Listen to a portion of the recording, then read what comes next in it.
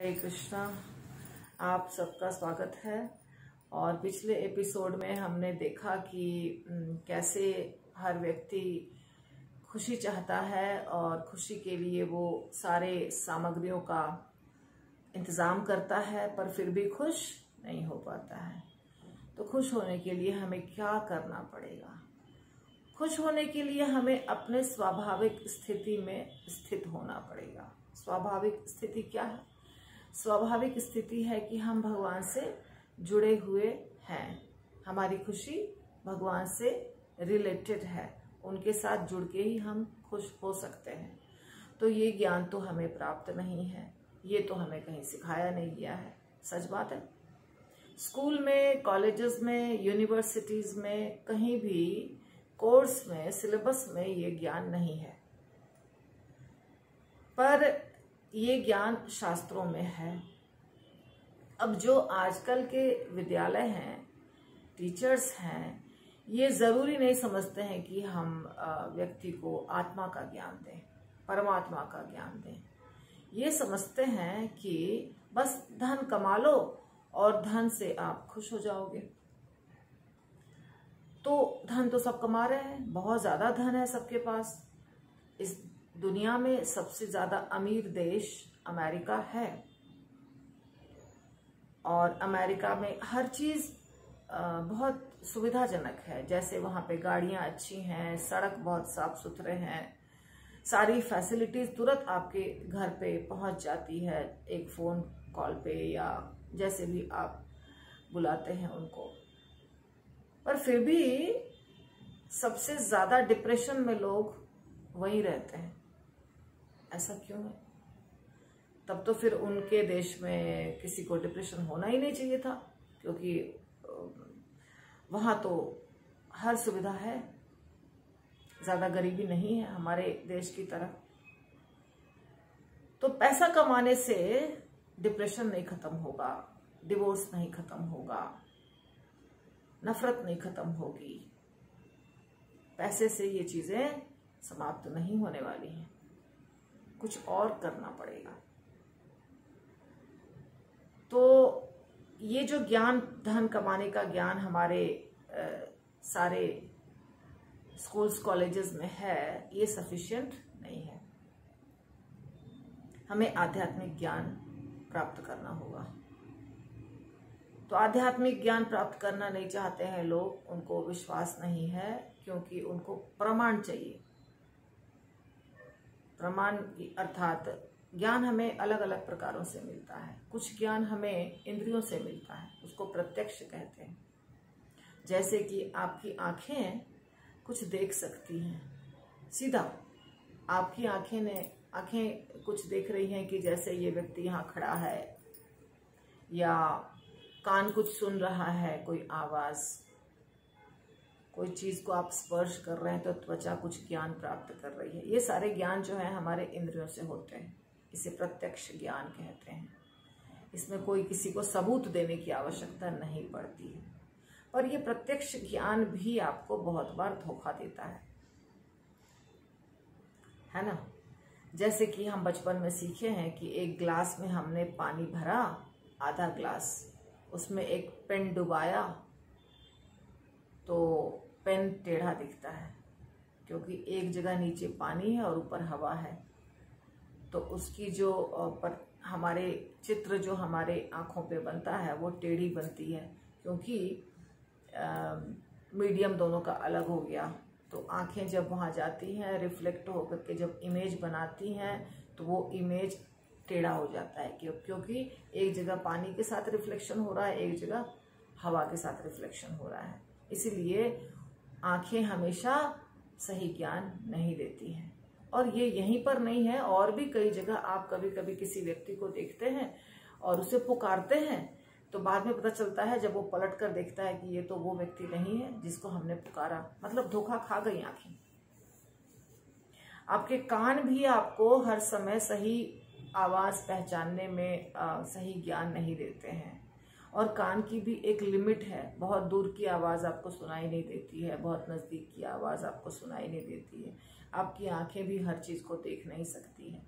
तो इंद्रियों के द्वारा जो ज्ञान प्राप्त होता है वो हमेशा परफेक्ट ज्ञान नहीं होता है, कंप्लीट ज्ञान नहीं होता है, उससे आपको धोखा खाने का बहुत चांस है। तो प्रत्यक्ष ज्ञान हमेशा सही हो ये जरूरी नहीं है, ठीक है ना, ये तो आप समझ गए। अब एक ज्ञान प्राप्त होता है अनुमान से।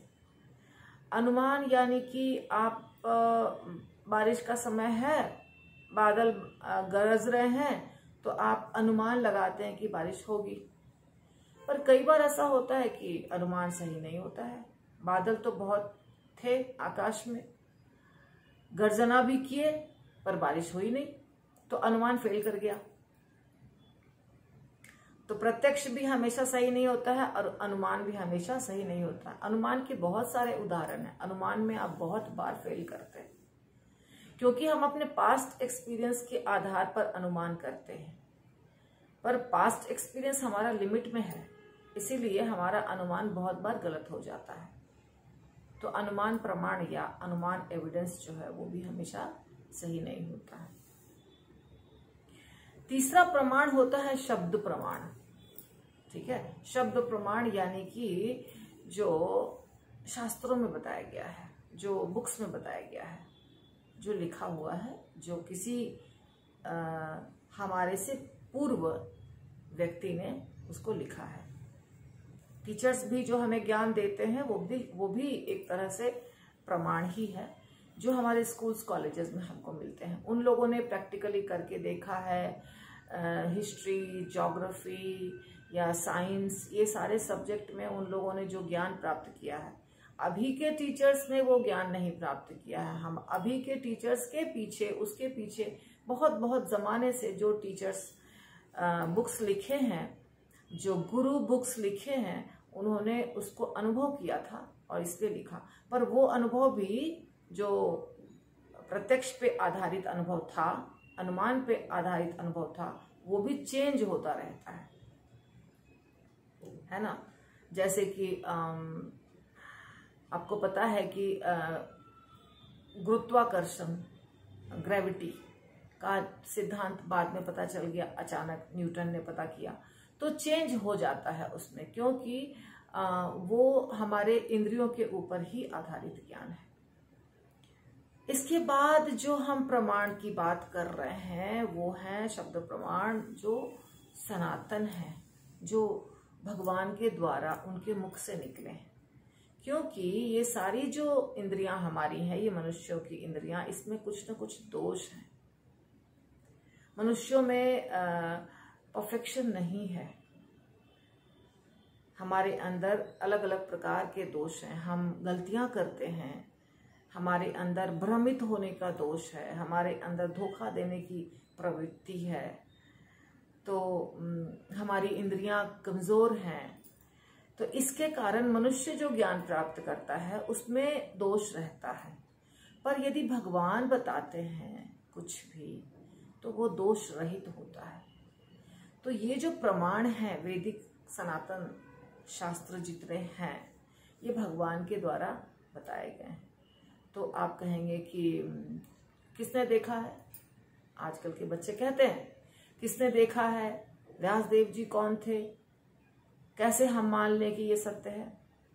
तो जैसे आप स्कूल्स में, कॉलेजेस में पहले मानते नहीं हैं, पहले आप जानते नहीं हैं, पर आपको जब एडमिशन कराया जाता है और वो स्टार्टिंग से सिखाते हैं आपके टीचर्स, तो धीरे धीरे धीरे धीरे आपको अनुभव भी होता है कि ये बात सत्य है। 2 और 2 4 अभी आप आराम से कह सकते हैं। पहले आपको बचपन में टीचर ने सिखाया था कि 2 और 2 4 होता है। अगर आप कहेंगे हम क्यों माने 2 और 2 4 होता है, ये किसने बताया 2 और 2 4 होता है।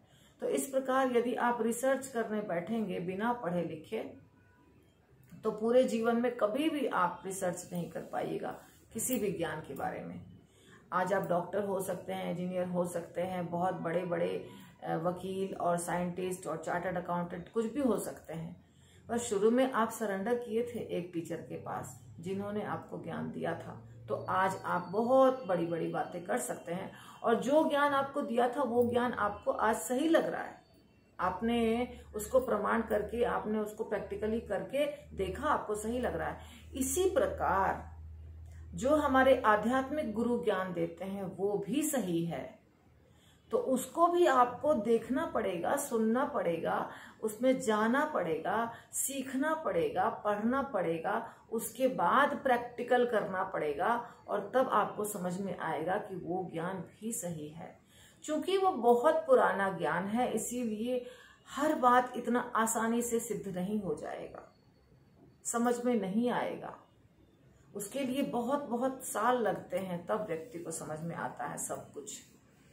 पर आप ट्राई कर सकते हैं, और आपको श्रद्धा और विश्वास रखना पड़ेगा अपने धार्मिक शास्त्रों के ऊपर। और जब आपको वो ज्ञान प्राप्त हो जाएगा, आत्मा का ज्ञान प्राप्त हो जाएगा, भगवान का ज्ञान प्राप्त हो जाएगा, परमात्मा का ज्ञान प्राप्त हो जाएगा, तो आपको खुश होने के लिए किसी और के ऊपर निर्भर नहीं रहना पड़ेगा।